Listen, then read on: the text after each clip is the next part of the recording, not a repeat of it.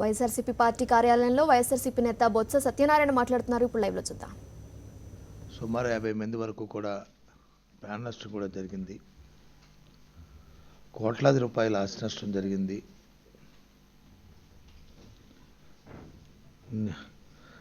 నిలువు నేడడానికి నీడ కూడా లేకుండా ఇల్లులు కూడా ఈ తుఫాన్లో కొట్టుకుపోయినాయి. రహదారులన్నీ కూడా చాలా ఘోరంగా దెబ్బతిన్నాయి. జాతీయ రహదారులు కూడా దెబ్బతిన్నాయి. ఇటువంటి నేపథ్యంలో ప్రభుత్వం ఉదారంగా ఆ రైతాంగాన్ని, ఆ ప్రజానీకాన్ని ఆదుకోవాల్సిన అవసరం ఉంది.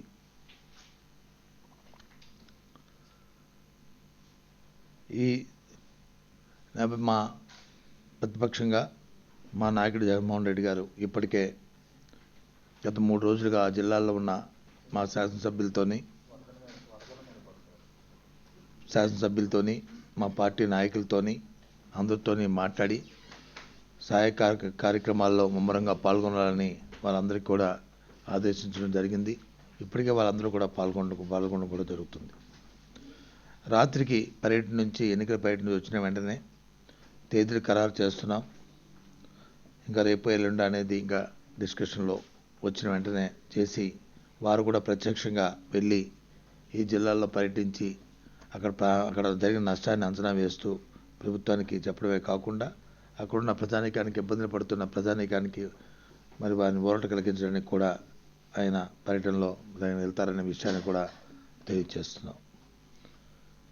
నిన్న మొన్న చూశాను, ముఖ్యమంత్రి గారు నిన్న చిత్తూరు జిల్లా అక్కడ మేయరు మరి హత్య కావింపడితే ఆ నేపథ్యంలో వారు వెళ్తున్న నేపథ్యంలో అక్కడ ఏరియల్ సర్వే ఏదో చేద్దామని చెప్పి ఓ 2 గంటలు ఆయన చిరిగిన తర్వాత వాతావరణం అనుకరించిపోతే ఆయన కిందకు దిగారని మళ్ళీ వచ్చేసారని చెప్పి అనుకున్నాం.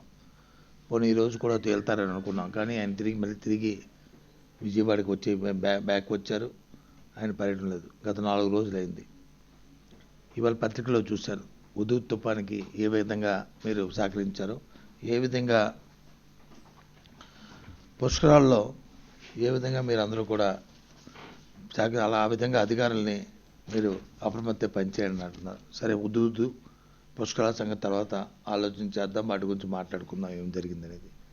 కానీ గత 4 రోజులుగా ఈ ప్రభుత్వం చిత్తశుద్ధితో వారి పని వారు చేయకుండా ఎక్కడా కూడా ఏ విధమైన ప్రభుత్వ సహాయ కార్యక్రమాలు లేకపోవడం చాలా శోచనీయం, చాలా దురదృష్టకరం. సాక్షాత్తు ముఖ్యమంత్రి గారు వారి తాలూకా గత 4 రోజులుగా వారి పర్యటన,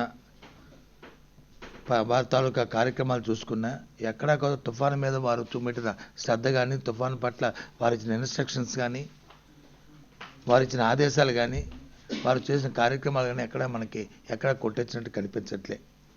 ఎక్కడ కూడా ప్రభుత్వ తాలూకా కార్యక్రమం. ఓ పక్క జనం ఆస్తి నష్టం అవుతుంది, ఓ పక్క జన నష్టం జరుగుతుంది, ఓ పక్క వచ్చి ఇవి జరుగుతున్నాయి. ఇంతకుముందు ఒక ఆలోచన కూడా ఉండేది, ఎప్పుడైనా తుఫాను వస్తుందని మనకు ముందు ఇండికేషన్ రాగానే ఆయా ప్రాంతాల్లోనూ ముఖ్యంగా నిత్యావసర సరుకుల్ని మనం ఆ ప్రాంతాలను నిలబడి పెట్టుకొని రాబోయే ఎన్ని రోజులు ఎంత తీవ్రత ఉంటుందో తీవ్రతను ఆలోచన చేసుకొని దానికి తగ్గట్లు ఆ కార్యక్రమాన్ని నిర్వర్తించే పరిస్థితులు ఉండేవి. ఈసారి ఆ కార్యక్రమం కూడా ఎక్కడా కూడా ఏ గ్రామాల్లో కూడా ఎక్కడా కూడా కనిపించిన దైనందినమైన పరిస్థితి ఇవాళ రాష్ట్రంలో ఉంది. చాలా దురదృష్టకరమైన పరిస్థితి. ముఖ్యమంత్రి గారు, మీ విషయం మాకు తెలుసు. వ్యవసాయం అంటే మీ వ్యవసాయం పట్ల మీకున్న ద్వేషం, కక్ష మాకు తెలుసు. వ్యవసాయం చూద్దండగానే పరిస్థితులు కూడా మాకు తెలుసు. కానీ ఈ రాష్ట్రంలో భగవంతుడు వ్యవసాయం ఆధారపడే పరిస్థితిని మనందరికీ కూడా కల్పించాడు. ఈ నేపథ్యంలో ఈ పక్క వచ్చి అతివృష్టి, ఒక అనావృష్టి. మొన్నటి వరకు మనకు వచ్చి డెల్టా కింద ఉన్న భూములు వచ్చి నీరు లేక వర్షాపాతంతో లేకపోవడం వల్ల పంటలు సగానికి సగం అక్కడ పంటలు లేని పరిస్థితులు ఉన్నాయి, కరువు వచ్చిన పరిస్థితులు ఉన్నాయి. ఇప్పటికే 196 మండలాల్లో కరువును ప్రకటించారు.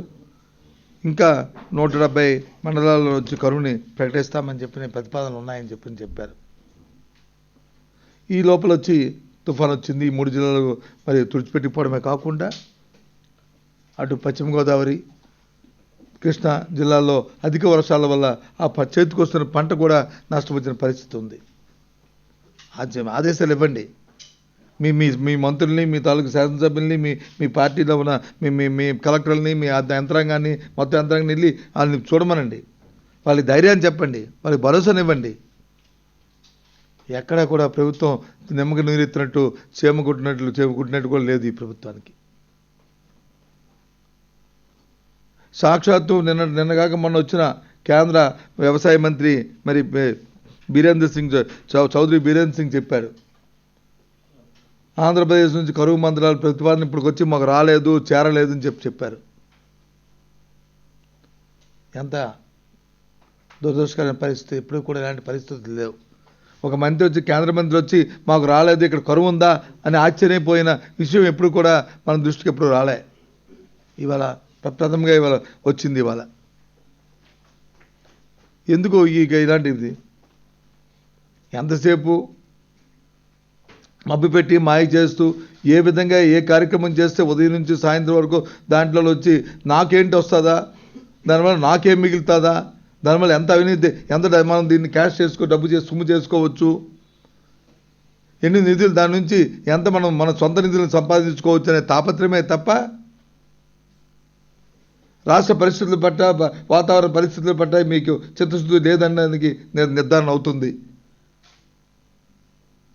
వ్యవసాయ మంత్రి చెప్పిన మాటల ప్రకారం నెల్లూరు జిల్లాలో ఇప్పటికి కూడా ప్రజలు ఇంకా జీవనం ఇంకా రాలే, కుదిరిపడలే.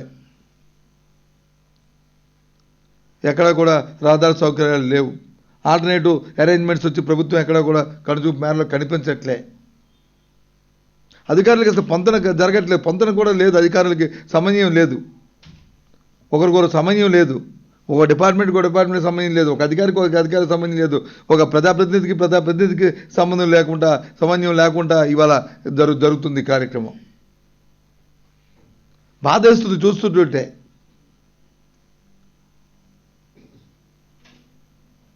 ఈ నేపథ్యంలో మరి రేపు ఎల్లుండి లోపల ఇవాళ పర్యటించేస్తూ జగన్మోహన్ రెడ్డి గారు పర్యటించు ఏదైతే ప్రభుత్వంతో అసత్యం ఉందో, ప్రభుత్వం ఏ విధంగా మరి దీని మీద సహాయక చర్యలు చేయాలి, ఇంకా ఎంతవరకు చేయాలనే దాన్ని ప్రభుత్వం దృష్టికి తీసుకురావడానికి, ప్రజలకి భరోసా కల్పించడానికి మరి ఆయన పర్యటన చేస్తున్న విషయాన్ని మరి తెలియజేస్తున్నాం.